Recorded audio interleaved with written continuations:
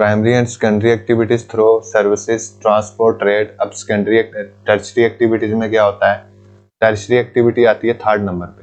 Tertiary activity में जितने भी हमारा सर्विस सेक्टर है, जो हम सर्विसेज देते हैं। सर्विस एक्चुअली में क्या होता है? जिसको हम ना तो हम पकड़ सकते हैं, ना ही देख सकते हैं, ओनली हम फील कर सकते हैं। फॉर एग्जाम्पल, हम गाड़ी चलाते हैं, सर्विस दे रहे हैं। हम आर्मी में है, सर्विस दे रहे हैं। टीचिंग कर रहे हैं, पढ़ा रहे हैं, सर्विस दे रहे हैं। डॉक्टर हैं, सर्विस दे रहे हैं। किसी भी एडमिनिस्ट्रेशन पोस्ट पे हैं, सर्विस दे रहे हैं। किसी होटल में काम कर रहे हैं, सर्विस दे रहे हैं। जितना भी हम मतलब काम कर रहे हैं, मजदूरी कर रहे हैं, कुछ भी कर रहे हैं, ये हम सर्विस दे रहे हैं। और इसी सर्विस सेक्टर को हम बोलते हैं tertiary sector. Agriculture is a primary activities. It include growing crop, fruit, vegetables, flower and rearing of livestock. Agriculture में सिर्फ हमारा गेहूं और राइस उगाना ही नहीं आता। एग्रीकल्चर में हमारी बहुत सारी चीजें आती हैं, और प्राइमरी सेक्टर में भी, जैसे हम क्रॉप्स हो गए, क्रॉप्स उगाना, फ्रूट्स, वेजिटेबल, फ्लावर्स उगाते हैं हम, and rearing of livestock. Livestock मतलब जितना भी हम भेड़, बकरियां, पशु, गाय, भैंस, कुछ भी चीजें हम जितने भी उनको पालते हैं, ये सब हमारा प्राइमरी सेक्टर और एग्रीकल्चर सेक्टर में ही आता है। In the world 50% of the person engage in agriculture activities. 2/3 of India population is still dependent on the agriculture. अगर वर्ल्ड में देखें हम पूरी दुनिया में, तो लगभग 50% जो पॉपुलेशन है वो एग्रीकल्चर पे डिपेंड करती है। बट अगर हम इंडिया में देखें तो इससे भी ज्यादा है। इंडिया में लगभग 70% जो पॉपुलेशन है वो डायरेक्टली जुड़ी हुई है, डायरेक्टली डिपेंडेंट है एग्रीकल्चर पे। और सब कुछ जो भी मतलब उसका एक्टिविटीज चलती है इकोनॉमिकली, वो सब एग्रीकल्चर पे डिपेंड है। Favourable topography of soil and climate are vital for agriculture activities. The land on which the crops are grow is known as the urban land. देखिए, एग्रीकल्चर उगाने के लिए हर जगह उसके लिए कंफर्टेबल नहीं होती, फेवरेबल नहीं होती। एग्रीकल्चर किसी किसी जगह पे होता है। बहुत ज्यादा जहाँ सर्दी पड़ती है वहां भी एग्रीकल्चर कम होगा। बहुत ज्यादा जहाँ गर्मी पड़ती है, जैसे राजस्थान, रेगिस्तान है, वहां भी कम होगा। जहाँ पानी नहीं मिल रहा वहां भी कम होगा। जहाँ बहुत ज्यादा बिल्कुल पहाड़ है वहां भी कम होगा। और जहाँ बहुत ज्यादा पानी है वहां भी एग्रीकल्चर नहीं होगा। तो एग्रीकल्चर मेनली डिपेंड करता है सॉइल एंड क्लाइमेट्स पे। उस जगह का क्लाइमेट कैसा है और वहाँ की जो मिट्टी है, सॉइल है, वो कैसी है। अगर वो फेवरेबल कंडीशन देती है तो एग्रीकल्चर उगेगा, वरना एग्रीकल्चर होगा, वरना नहीं होगा। तो एग्रीकल्चर जहाँ पे उगता है, उस जहाँ पे क्रॉप होती है हमारी, उस लैंड को हम ग्रो होती है हमारी क्रॉप, उसको हम कहते हैं urban land. In the map you can see the agriculture activity of concentrated in those region of the world where suitable factor for the growing of crop exists। हम देखते हैं ये जहाँ पे सबसे ज्यादा क्रॉप उग रही है एग्रीकल्चर की, यहाँ पे आप देख सकते हैं सबसे ज्यादा क्रॉप कहाँ पे होती है। ये देखिए, अमेरिका में होती है सबसे ज्यादा। ये जो शेडेड एरिया है, शेडेड जोन है, इसमें सबसे ज्यादा क्रॉप होती है। ये अर्बन लैंड है। इंडिया में, पूरे इंडिया में लगभग है, अच्छे से क्रॉप होती है। ये थोड़ी थोड़ी जगह है बीच में जहाँ पे नहीं होती। ये चाइना में देखिए पूरा, यहाँ पे बर्मा वगैरह में, हर जगह, मतलब ऑस्ट्रेलिया में इतनी, अफ्रीका में ये वाला एरिया, यूरोप पूरे में, ये सब एग्रीकल्चर लैंड है, इसको हम अर्बन लैंड भी बोलते हैं। एग्रीकल्चर की डेफिनेशन देख लेते हैं हम। बाकी हर एक चीज अलग अलग, सेरिकल्चर इनकी डेफिनेशन भी है, हम मेनली एग्रीकल्चर देखेंगे। एग्रीकल्चर की जो डेफिनेशन है, the science and art of cultivation on the soil, rising crop and rearing livestock. Mainly जो अगर हम देखें तो एग्रीकल्चर एक साइंस एंड आर्ट, जिसके थ्रू हम कल्टीवेट करते हैं सॉइल पे, जो मिट्टी है उसमें हम कल्टीवेट करते हैं, क्रॉप उगाते हैं, और लाइवस्टॉक जो होता है, जो हमारे पशु वगैरह हैं, उनको हम पालते हैं। इसी को हम फार्मिंग, इसको हम फार्मिंग भी कहते हैं और एग्रीकल्चर भी कहते हैं। एग्रीकल्चर एक साइंस एंड आर्ट, जिसके थ्रू हम कल्टीवेट करते हैं सॉइल पे, क्रॉप उगाने के लिए और लाइवस्टॉक को, या हम पशु पालने के लिए। फार्म सिस्टम हम देखते हैं, फार्म सिस्टम क्या होता है। इसी में एक टॉपिक है फार्म सिस्टम। जो फार्म्स, देखिए हम जो भी एग्रीकल्चर उगाते हैं, जो भी हम एग्रीकल्चर या हम क्रॉप्स उगाते हैं तो वो फार्म्स में उगती है। तो हम फार्म्स देखते हैं कितने टाइप के होते हैं अलग अलग। एग्रीकल्चर और farming can be looked at as a system. The important input are seeds, fertilizer, machinery and labor। देखिए कुछ चीज़ें, कुछ इनपुट्स होते हैं जो चाहिए होते हैं फार्म को क्रॉप उगाने के लिए। क्रॉप खुद ब खुद तो उग नहीं जाती, कोई भी क्रॉप है ये उगने से पहले इसको कुछ चीज़ें चाहिए होती हैं। सबसे पहले हम क्या करते हैं, ज़मीन पे बीज बोते हैं, बीज बोएंगे, उसके बाद इन बीजों को बीज बोने के लिए हमें क्या चाहिए, हल चलानी पड़ेगी, मशीनरी चाहिए। उसके बाद इसको हमें पानी देना पड़ेगा, फिर जाके ये और मेहनत भी करनी पड़ेगी, फिर जाके ये क्रॉप उगेगी। उसके बाद हम काटेंगे, लेबर की ज़रूरत पड़ेगी, फिर मशीनरी की ज़रूरत पड़ेगी इसको प्योरीफाई करने के लिए, और उसके बाद हमारे पास जो क्रॉप है उसका हमें वो प्रोडक्ट्स मिलेंगे। तो इसके लिए इनपुट्स क्या क्या हैं ये देखिए अच्छे से हम यहाँ देखते हैं। ये इनपुट्स दिखाए हुए हैं कुछ क्रॉप के लिए, क्रॉप उगने के लिए। सबसे पहले तो हमें प्लॉइंग के लिए, हल चलाने के लिए मशीनरी चाहिए, ट्रैक्टर की ज़रूरत पड़ेगी, ये भी इनपुट है। सीड्स चाहिए जो हम बोएंगे खेत में। फिर केमिकल्स चाहिए कुछ, जो फर्टिलाइज़र वगैरह होंगे हमारे, खाद जो हम डालेंगे, और पेस्टिसाइड वगैरह जो मतलब कीड़े मकोड़े मारने की दवाई, ये सब हम खेत में डालेंगे। उसके बाद क्रॉप बड़ी होगी, उसके बाद प्रोसेस होगा इसका, प्रोसेस होने के बाद हमें एक आउटपुट मिलेगा और ये हमें क्रॉप मिलेगी आखिर लास्ट पे, जो हम अपने डेली लाइफ में यूज करेंगे। उसके बाद ये physical inputs and human inputs अलग अलग दिए हुए हैं। फिजिकल इनपुट में मेनली आता है रेनफॉल हो गया, धूप चाहिए होती है, टेम्परेचर, साइल चाहिए होती है, और स्लोप उस जगह की जहां से वो पानी निकलेगा, ज्यादा पानी जमा ना हो खेत में। ह्यूमन इनपुट्स के बारे में अगर देखें तो स्टोरेज, जहाँ पे हमने क्रॉप स्टोरेज करनी है वो चाहिए, लेबर ह्यूमन ही करेगा, मशीनरी और केमिकल्स, ये सब हमें ह्यूमन इनपुट से मिलते हैं।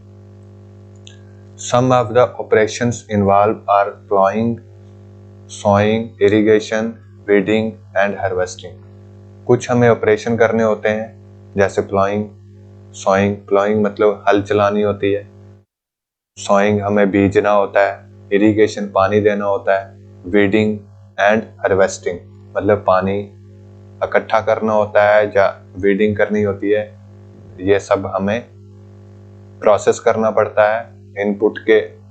इनपुट से लेके ये प्रोसेस हमें करने पड़ते हैं, ये काम करना पड़ता है खेत में जाके, उसके बाद हमें जो है वो क्रॉप मिलती है।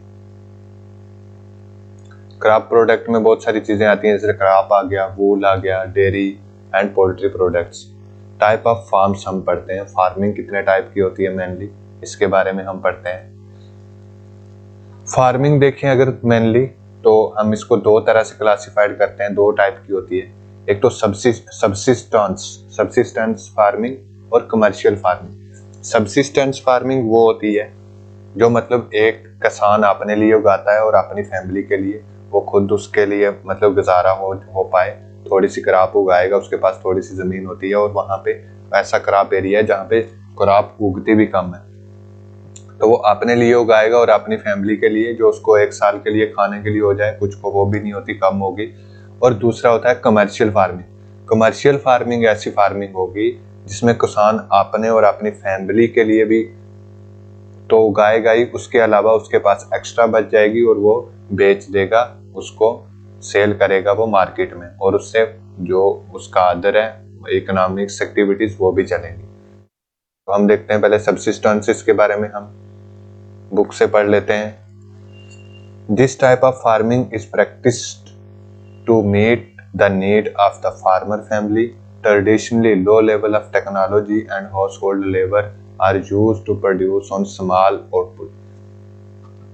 ये फार्मर अपनी फैमिली और अपने लिए लगभग अपनी नीड को पूरी करने के लिए फार्मर्स उगाते हैं, इतनी ही क्रॉप को उगाते हैं, क्यों, और लो लेवल की टेक्नोलॉजी होती है, और जो लेबर होती है वो घर की ही होती है, उसको बाहर से हायर करने की इतनी ज़्यादा ज़रूरत नहीं पड़ती।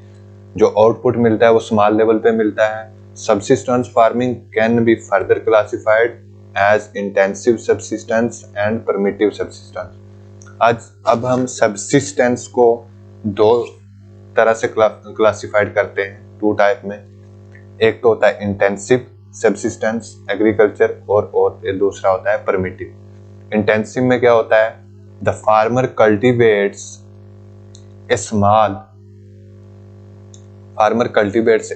plot of land using simple tools and more labor। इसमें क्या होता है, जो फार्मर होगा, एक जो किसान है, वो फार्मिंग के लिए सिंपल टूल्स, कोई बड़ी मशीनरी नहीं यूज करता, सिंपल जो टूल्स हैं, हल हो गई, लकड़ी की हल या लोहे की हल, मतलब जो हाथ से चलाते हैं, फिर कोई वगैरह हो गई, कुछ ऐसा।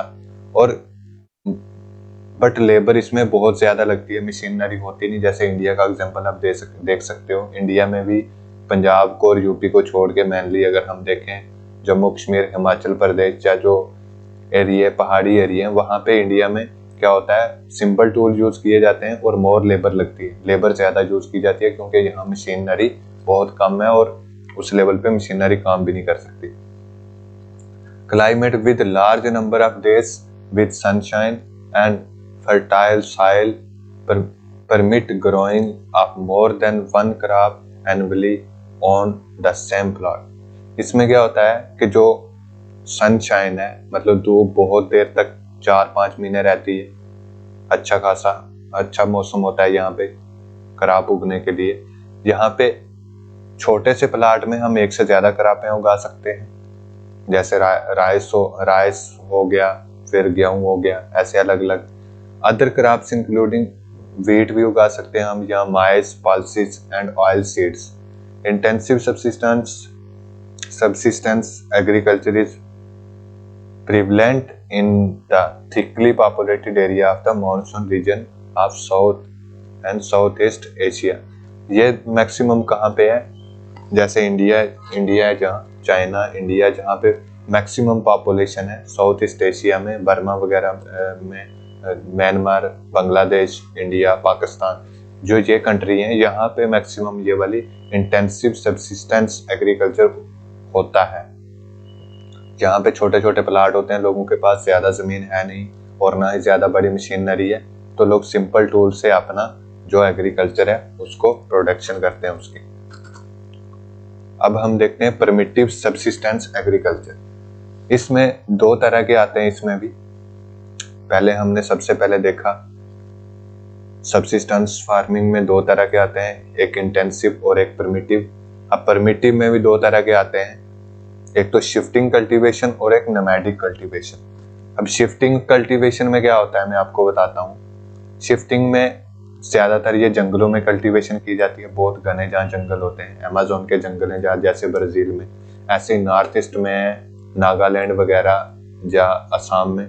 यहाँ पे क्या होता है, लोग 4-5 साल के लिए आते हैं, जंगल काटेंगे, ये सारे जंगल काटेंगे, इसको आग लगाएंगे, आग लगा के जमीन पे आग लगाएंगे, जब ये गिर जाएंगे, ये पेड़ सूख के इनको आग लगाएंगे, उसके बाद ये जो इनकी राख होगी ये जमीन को अच्छे से, मतलब अच्छी फर्टाइल बनाएगी, फर्टिलाइजर इससे मिलेगा। यहाँ पे ये कोई फर्टिलाइजर नहीं यूज करते, 3-4-5 साल यहाँ पे खेती करेंगे ये, फिर यहाँ से ये, जैसे ही यहाँ पे फर्टाइल एरिया खत्म हो गया, मतलब फर्टिलिटी खत्म हो गई जमीन में, क्रॉप उगना कम हो गई, तो ये दूसरी जगह चले जाएंगे जहाँ भी जंगल होगा, यहाँ जंगल काटेंगे, फिर यहाँ पे 2-3 साल रहेंगे, फिर यहाँ से ये जब यहाँ भी कम हो गई, फिर कहीं तीसरी जगह चले जाएंगे, ऐसे करके फिर चौथी, और लास्ट पे वापस ऐसे करके इनका पूरा एक सर्कल बनता जाएगा। ऐसे ही चलता जाएगा इनका, कई साल, 20-30 साल के बाद ये हो सकता है उसी वापस पुरानी जगह पे आके फिर से एग्रीकल्चर खेती बाड़ी करें। ये होता है मेन शिफ्टिंग कल्टीवेशन। अब हम देखते हैं नोमैडिक हर्डिंग में क्या होता है। नोमैडिक में मेनली अगर मैं आपको मोटा मोटा बताऊं तो जितने भी ये देख रहे हो, जो भेड़ें, बकरियां चराने वाले बंदे हैं, ऊंट्स, घोड़े, जैसे अगर हम बात करें जम्मू कश्मीर में तो बकरवाल हो गए, हिमाचल में गद्दी वगैरह हो गए, ऐसे ही अलग अलग कुछ, मतलब जो स्टूल ट्राइब हैं, एसटी होते हैं, वैसे ही राजस्थान में भी है। ये क्या करते हैं, एक जगह, जैसे गर्मियों में ये एक जगह चले जाएंगे एक सीजन में, उसके बाद यहाँ पे 4-5 महीने ये अपना रहेंगे टेम्परेरी, अपने पशु वगैरह उनको पालेंगे, उसके बाद ये दूसरी जगह शिफ्ट हो जाएंगे फिर दूसरे सीजन के लिए। तो ऐसे ही इनका चलता जाएगा, फिर यहाँ से यहाँ, फिर यहाँ से यहाँ, तो ये इनका ऐसे ही एक चलता है। जैसे अगर हम देख लेते हैं बुक्स की क्या परिभाषा है। Nomadic herding is practiced in the semi-arid and arid region of Sahara, ये मैक्सिमम सहारा में, Central Asia and some part of India, India में राजस्थान वगैरह में होती है, जम्मू कश्मीर में होती है, हम ऑलरेडी पढ़ चुके हैं। और ये जहाँ सहारा डेजर्ट है अफ्रीका में वहाँ होती है।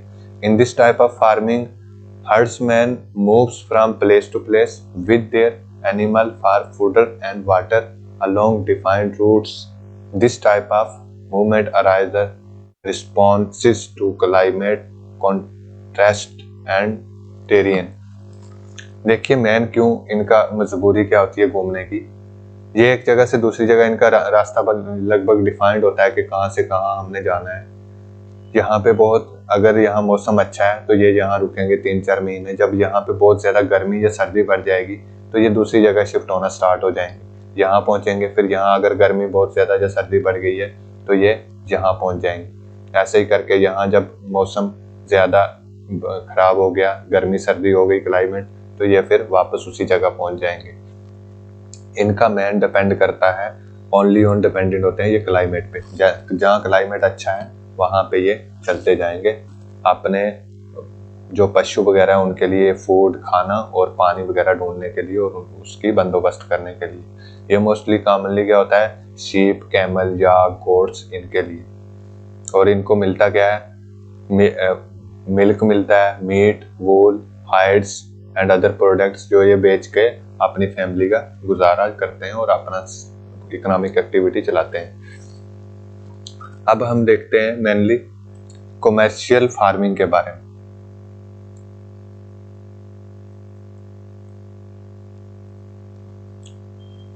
तो कमर्शियल फार्मिंग हम पढ़ेंगे अब। In commercial farming crops are grown and animals are reared for sale in market. मैंने ऑलरेडी आपको बताया था अभी कि जो कमर्शियल फार्मिंग होती है इसमें क्या होता है, अपने लिए तो जो किसान है वो उगाएगा, उसके साथ साथ ये मार्केट में सेल करेगा बहुत सारा हिस्सा उस क्रॉप का और एनिमल्स वगैरह का, और उसका जो अदर इकोनॉमिक एक्टिविटी है वो अपने यूज के लिए उसको यूज करेगा। The area cultivated and the amount of capital used is large. यहाँ पे जो कल्टिवेटेड एरिया है वो बहुत बड़ा होता है, ये देख रहे हैं यहाँ बहुत बड़ा एरिया है, और यहाँ पे मोस्ट मशीनरी भी यूज होती है यहाँ पे। उसके बाद यहाँ पे लेबर भी बहुत ज्यादा यूज होती है, और कैपिटल जो मतलब पैसा है खर्चा करने के लिए, इन्वेस्ट करने के लिए, वो भी अच्छा खासा यूज होता है। आप एग्जांपल ले सकते हो पंजाब की, यूपी की, हरियाणा की, ये सब इंडिया हमारी में। Most of the work is done by the machines. Commercial farming includes commercial grain farming, mixed farming and plantation agriculture. अब ये इसमें 3 तरह की होती है, ग्रेन फार्मिंग होती है, मिक्स्ड फार्मिंग मतलब बहुत सारी चीज़ें मिक्स करके ये बीज देंगे, या तो ग्रेन होगा, और प्लांटेशन फार्मिंग हो गई, जैसे गन्ना हो गया, केला हो गया, अलग अलग जो चीज़ें हमें प्लांट से मिलती हैं, टी हो गई। In commercial grain farming crop are grown for commercial purpose. Wheat and maize are common commercially grown grains. अगर कमर्शियल ग्रेन फार्मिंग में हम देखें, हमने 3 तरह की पढ़ी। एक तो ग्रेन होता है, ग्रेन जो मतलब बीज होते हैं, ग्रेन। दूसरा प्लांटेशन और मिक्स्ड फार्मिंग। मिक्स्ड फार्मिंग अलग अलग होती है, जैसे पल्सिस हो गई, सरसों का तेल वगैरह अलग अलग। अब हम मेनली जो ग्रेन फार्मिंग होती है उसमें 2 चीज़ें होती हैं, एक व्हीट एंड माइस जो कॉमनली कमर्शियल हम करते हैं। Major areas where commercial grain farming is practiced and temperate grassland। ये मेनली कहाँ पे होता है, ग्रासलैंड, टेम्परेट एरिया में। टेम्परेट एरिया आता है अगर मैं सीधा कंट्री के बारे में आपको बता देता हूँ, नॉर्थ अमेरिका में यूरोप एंड एशिया। एशिया मतलब जहाँ पे जो एरिया ज़्यादातर रशिया में आता है, रशिया हो गया, यूरोप हो गया, अलग अलग कंट्रीज, ब्रिटेन, इटली वगैरह इन कंट्रीज में, और नॉर्थ अमेरिका में। These areas are sparsely populated with large farms spread over hundred of hectares। यहाँ पे पॉपुलेशन बहुत कम होती है, बहुत ज़्यादा घनी नहीं होती, थोड़ी थोड़ी पॉपुलेशन होती है और बड़े बड़े फार्म्स होते हैं, मतलब हंड्रेड्स ऑफ हेक्टर्स, बहुत बड़ा बड़ा एरिया एक फार्मर के पास होता है, जहाँ पे ज़्यादा मशीनरी ही यूज होती है। यहाँ पे सीजनल क्रॉप होती है मैक्सिमम, और only single crop can be grown. In mixed farming में हम देखते हैं, अब मिक्स्ड फार्मिंग क्या होता है, हमने देख लिया ग्रेन फार्मिंग के बारे में, अब मिक्स्ड फार्मिंग देखते हैं। The land is used for growing food and fodder crops and rearing livestock. ऐसी लैंड जहाँ पे हम मिक्स्ड फार्मिंग हम मेनली कहते हैं, जहाँ पे हम सारी चीजें उगाते हो। जैसे आपने देखा होगा पहाड़ी इलाके में पंजाब में क्या करता है किसान, खेती बाड़ी भी करेगा, गेहूं उगाएगा, उसके बाद कुछ फ्रूट भी उगाएगा, साथ में वेजिटेबल्स भी उगाएगा उसी में, और उसके बाद साथ में पशु भी पालेगा, भैंसें होंगी 5, 10, 20, 2, 4, ये सब जो इकट्ठा चीजें हम करते हैं। फिशिंग भी हो सकता है वो करता हो, फिश पालता हो, पोल्ट्री फार्म रखा हो सकता है उसने। तो ये जो सारी चीजें हम इकट्ठी एक से ज्यादा चीजें करते हैं, इसी को हम कहते हैं mixed farming.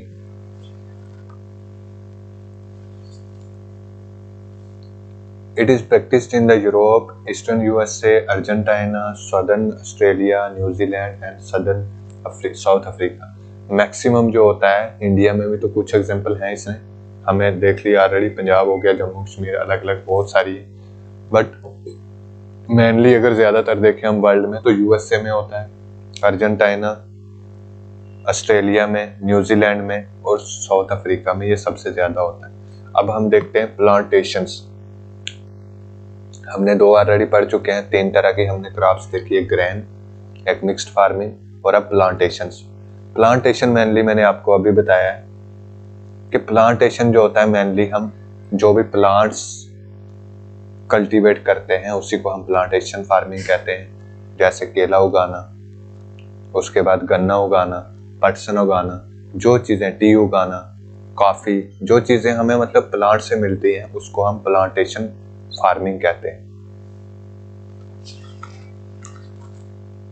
Plantation are the types of commercial farming where single crop of tea, coffee, sugar cane, cashew, rubber, banana और कॉटन आर द ग्रोन। इसमें बहुत सारी चीजें आती हैं, ये मैक्सिमम कमर्शियली यूज होता है। कमर्शियल के लिए हम मतलब इसको मार्केट में सेल करने के लिए ही उगाते हैं। ये इंटेंसिव तो होता नहीं, जब ना प्रिमिटिव, क्योंकि ये बहुत ज्यादा होता है। केला एक बंदा तो कुछ बहुत ज्यादा खाएगा नहीं अगर केले उगा रहा है तो, ना ही कॉटन ना ही कुछ। इसको मार्केट में सेल करने के लिए उगाया जाता है। इसमें mainly T, coffee, sugar can, tissue, rubber, banana and cotton वगैरह आते हैं। Large amount of labour and capital R required. The produce may be processed on the farm itself or in nearby factories। जहाँ पे बहुत ज़्यादा जो है labour उसकी ज़रूरत पड़ती है। अगर हम चाय में देखें, बनाना काटने में, इसको एक जगह से दूसरी जगह ले जाने में, इसको प्रोसेस करने में बहुत ज़्यादा लेबर और ट्रांसपोर्ट की ज़रूरत बहुत ज़्यादा पड़ती है। Major plantation are found in the tropical region of the world, rubber in Malaysia, coffee in Brazil, tea in India. जितनी भी मेजर प्लांटेशन अगर हम देखें तो कहाँ पे उगाया जाता है, ट्रॉपिक पे, इक्वेटर पे, जहाँ पे मतलब सबसे ज्यादा सूरज 12 महीने सीधा पड़ता है। जैसे इंडिया में टी उगाई जाती है, श्रीलंका में टी उगाई जाती है, मलेशिया में रबड़ उगाई जाती है। ये सारी ट्रॉपिक ऑफ कैंसर में ये सारी कंट्रीज आती है। अब हम देखते हैं कुछ मेजर क्रॉप्स। मेजर क्रॉप्स कौन कौन सी है उनके बारे में हम हल्का सा देख लेते हैं, उसके बाद हम नेक्स्ट जो टॉपिक है वो बाद में पढ़ेंगे क्योंकि वीडियो बहुत लंबी हो जाएगी। तो हम मेजर क्रॉप्स देख लेते हैं। जो बड़ी बड़ी क्रॉप्स हैं, कुछ लार्ज क्रॉप कौन कौन सी है। Large variety of crops are grown to the meet the requirement of growing population. Crops also supply raw material for agro based industries. Major food crops are wheat, rice, maize and millets, jute, cotton और fibre crops. देखिए, हमें जो major crops हैं ये हमारी daily की need fulfil करने के लिए एक ह्यूमन की हमें ज़रूरी है उगाना। इसमें बहुत सारी क्रॉप्स आती हैं, जैसे राइस हो गया, व्हीट हो गया, मेज हो गया, मिल्ट्स हो गए, जूट हो गया, कॉटन हो गया, फाइबर क्रॉप्स, ये इम्पॉर्टेंट कुछ टी, कॉफ़ी वगैरह, ये सब कुछ इम्पॉर्टेंट मेजर क्रॉप्स हैं। राइस देखें अगर हम, rice is a major food crop of the world. It is the stable diet of the tropical and subtropical region. Rice जो होता है सबसे ज़्यादा, अगर इसकी मेजर डाइट हम देखें कहाँ कहाँ ज़्यादा खाया जाता है और कहाँ उगाया जाता है, ये tropical and subtropical region में उगाया जाता है। मतलब हम देखें 0 डिग्री से लेके लगभग 66 डिग्री तक अगर हम लैटिट्यूड तक देखें तो ये उगाया जाता है, बहुत सारा होता है। जो मेजर डाइट है हमारी, जो सबसे ज़्यादा हम खाते हैं। Rice needs high temperature, high humidity and rainfall. अब राइस को उगने के लिए मेन कौन सी चीज़ें चाहिए?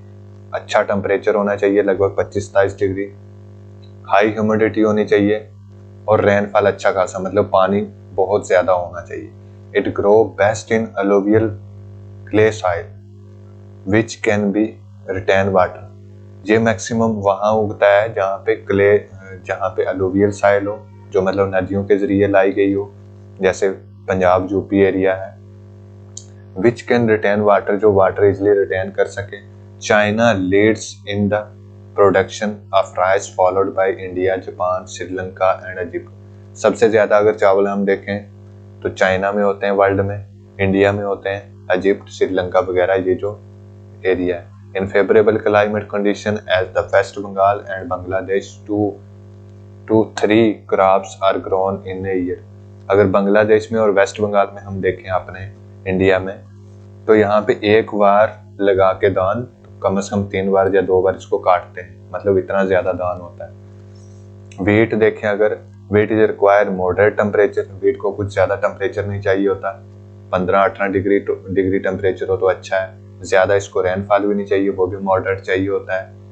और brightness sunshine at the time of harvesting, जब इसको हार्वेस्टिंग करते हैं, बोते हैं, बीजते हैं, उस टाइम पे हमें सनशाइन चाहिए, अच्छी खासी धूप चाहिए, बाद में चाहे सर्दी क्यों ना आ जाए। It thrive best in well drained loamy soil, जहाँ पे ज़्यादा पानी चाहिए नहीं वीट को, तो यहाँ पे अच्छी खासी स्लोप होनी चाहिए ताकि पानी जितनी बारिश हो वो निकल जाए, और लोमी सॉइल होनी चाहिए। ग्रो एक्सटेंसिवली इन, ये ज़्यादा यूएसए में उगाई जाती है, कनाडा में, Argentina, Russia, Ukraine, Australia, India वगैरह में। मिल्ट्स जैसे हम देखें तो जो बिल्कुल छोटे ग्रेन्स होते हैं, जैसे बाजरा हो गया, ये देख रहे हैं आप, बाजरा वगैरह, चरी, छोटा चरी बाजरा, ये वो।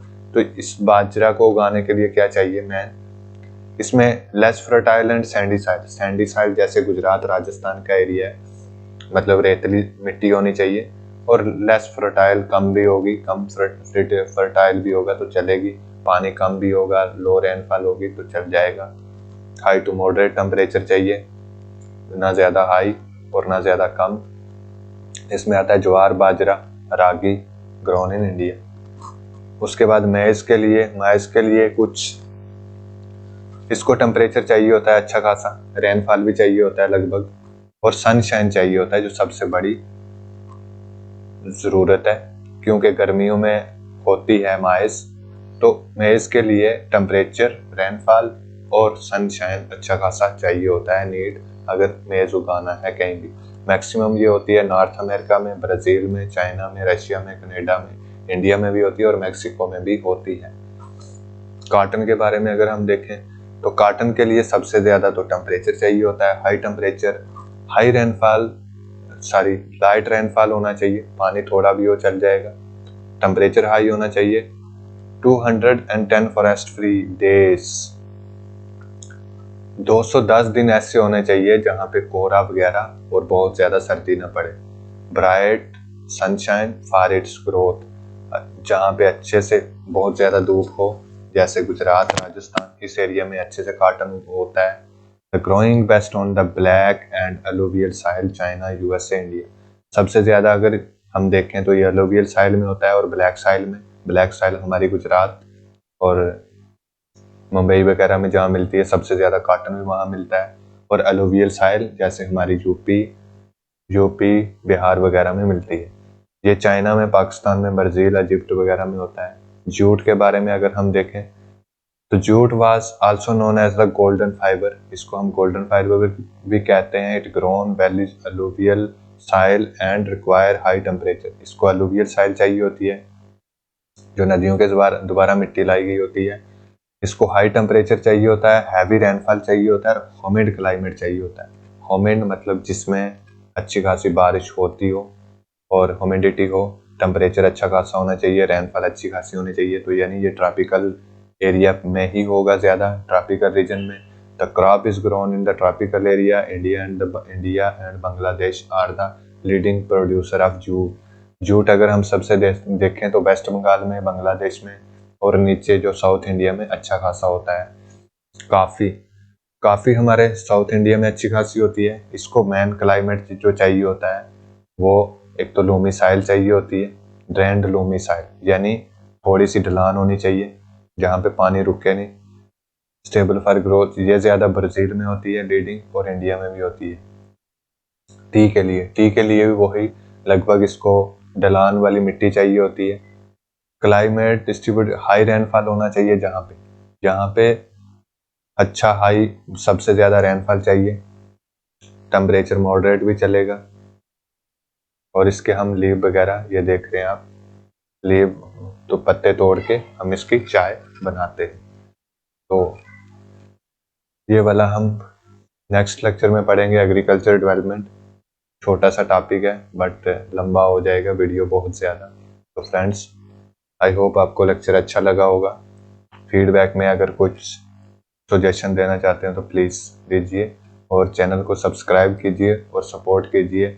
सभी स्टूडेंट जो यूपीएससी की तैयारी कर रहे हैं, पीसीएससी की तैयारी कर रहे हैं, सीएससी की अदर जनरल नॉलेज पढ़नी है, जब कोई भी अब स्कूल सीबीएसई पैटर्न से स्कूल में पढ़ रहे हैं तो आप उन सभी को रेफ़र कीजिए जी चैनल, उनको शेयर कीजिए। Thank you so much.